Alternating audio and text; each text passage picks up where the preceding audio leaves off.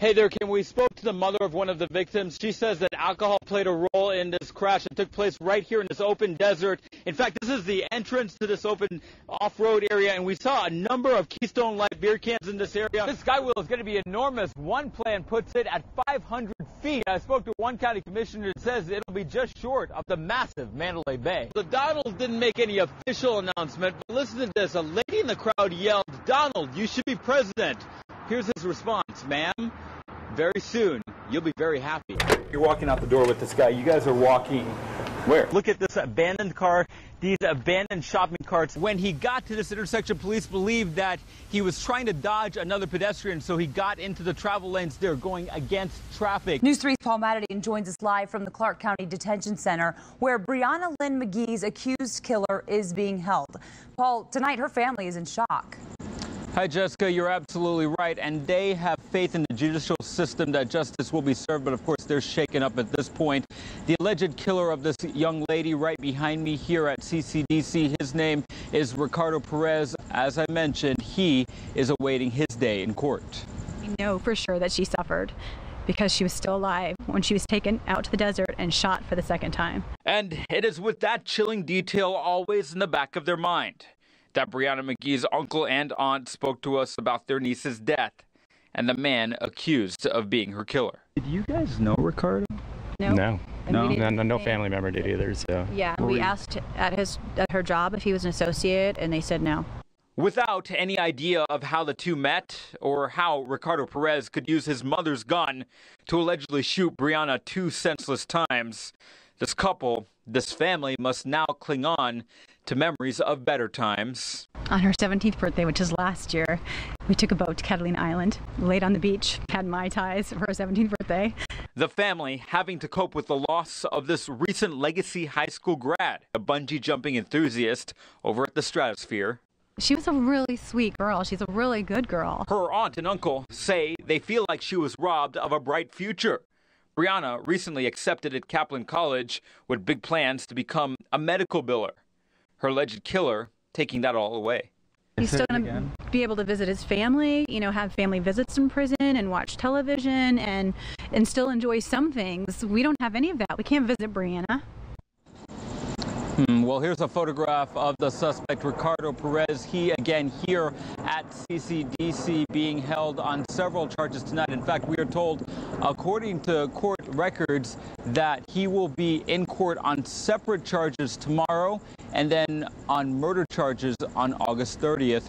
So a busy court schedule for him. Paul, you spoke to several parents of Kaylee's classmates tonight.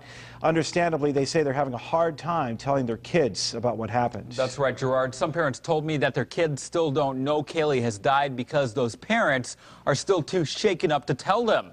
Others are looking to counseling for their kids. Everyone I spoke to is still grieving at the loss of the 11-year-old who loved to whistle. At this makeshift memorial for this young lady, Kaylee Dirks, we met little Benji Firestone. She was really sweet. It's just so sad. She had no enemies. He sat next to little Kaylee in their 5th grade class together. And like a note on the floor, he spoke about her love for birds. She whistled all day in class. She had so many friends. Which is perhaps why the flowers, stuffed animals, and thoughtful messages kept coming all day long. She liked teddy bears a lot. The little 11-year-old girl killed, police say, by the school bus she had just stepped out of. A devastating scene now turned memorial. Audrey Wilson, a classmate, recalling Kaylee's beautiful smile. She always lit up the room with happiness. Well, several parents told me they have contacted the school district in the past expressing concerns that heavy traffic near that bus stop could be dangerous for kids. They say nothing was ever done, but CCSD has publicly expressed its condolences in this matter. They are also conducting an investigation. Paul, this woman told you that Metro's story about what happened on Friday is flat out not true. Gerard, you're right. As we get our first look at Alberto Castillo tonight, his girlfriend, who was in the room when the shooting took place, told me her boyfriend didn't have a weapon with him when he was shot by police. And like you said, she believes police reacted out of anger. He kept saying, "They killed me, they killed me." In the same room where the shooting happened, and with the help of a family member to translate, we heard from this woman named Soshi. They kept Wrestling, the TV fell, everything fell. She tells us a family friend called 911 when she and her boyfriend Alberto Castillo got into a scuffle at this house. So she's telling us at least 5 officers arrived. They used a taser multiple times to control Alberto, and she says he was under the influence of drugs.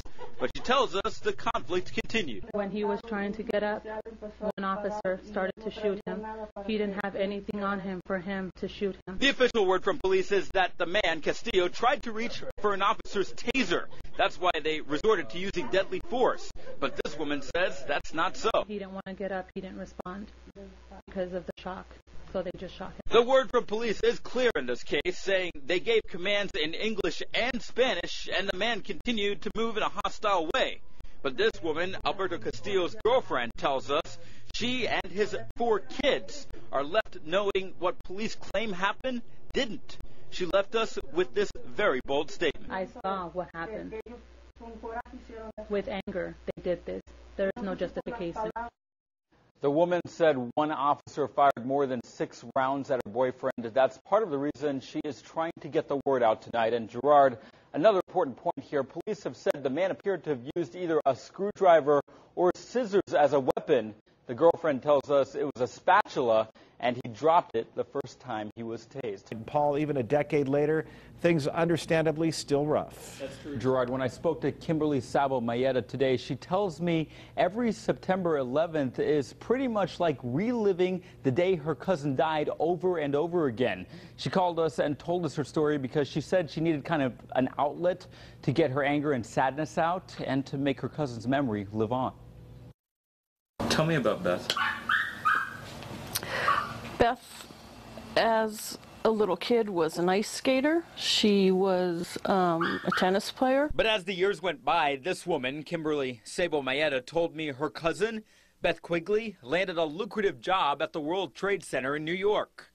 And then it happened. I think the worst part was the days afterwards of just thinking maybe her phone didn't work, or maybe at the worst she was hurt in a hospital and couldn't contact family. But within days, hope turned into a dark reality. Her family getting confirmation that Quigley had died.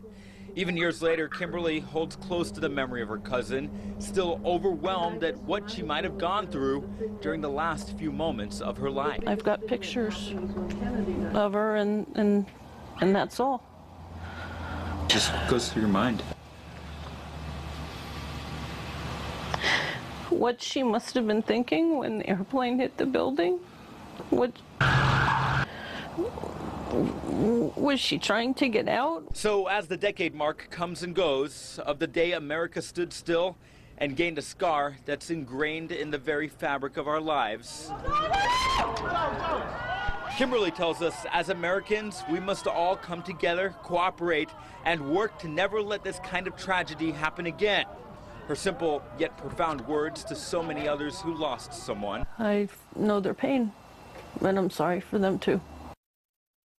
Well, Kimberly told me she believes that it's up to you and I to remember September 11th and to tell younger people about the lessons we've all learned since that day. Her own son is an example of this, so she told me she will be doing this as well.